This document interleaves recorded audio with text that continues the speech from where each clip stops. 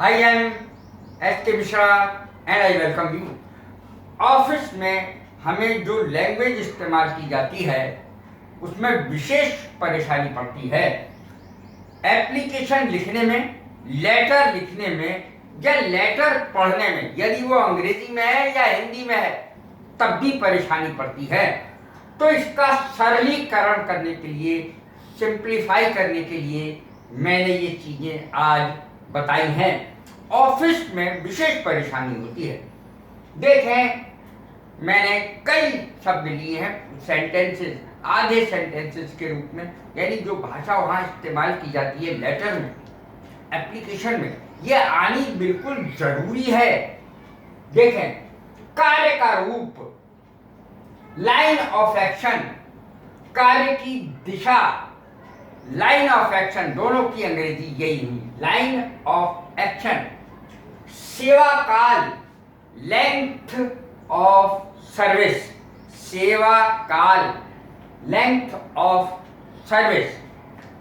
शांति और व्यवस्था, कानून और व्यवस्था, बनाए रखना, टू मेंटेन, बनाए रखने की अंग्रेजी होती है टू मेंटेन। शांति और व्यवस्था, लॉ एंड ऑर्डर।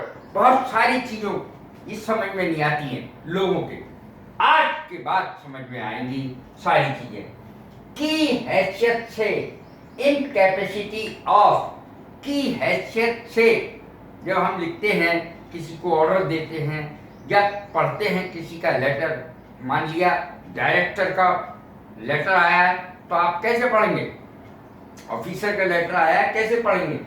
की हैसियत से, इन कैपेसिटी ऑफ, उसमें लिखा रहता है, तो कैसे पढ़ेंगे उसकी हिंदी? के उत्तर में, इन रिप्लाई टू, के उत्तर में, इन रिप्लाई टू, के विषय में, in respect of, in respect of. अब ये बहुत लिखा रहता है, जहां तक मेरा ज्ञान और विश्वास है, ये सेंटेंस बहुत लिखा जाता है। अंग्रेजी देखें, to the best of my knowledge and belief. Knowledge माने ज्ञान, बिलीफ माने विश्वास। To the best of my knowledge and belief, जहां तक मेरा ज्ञान और विश्वास है। इसका अर्थ ये हुआ, छुट्टी नहीं दी जा सकती है। अब छुट्टियां आपकी बाकी नहीं है, छुट्टी अदेय है, हिंदी में ऐसे लिखा जाएगा। छुट्टी नहीं दी जा सकती। Leave is not due, leave is not due. के बदले में या के स्थान पर, इन ल्यू ऑफ, के स्थान पर, इन ल्यू ऑफ, या के बदले में या के स्थान पर। के अनुपालन में या का अनुपालन करते हुए, पालन करते हुए, अनुपालन करते हुए, के अनुपालन में।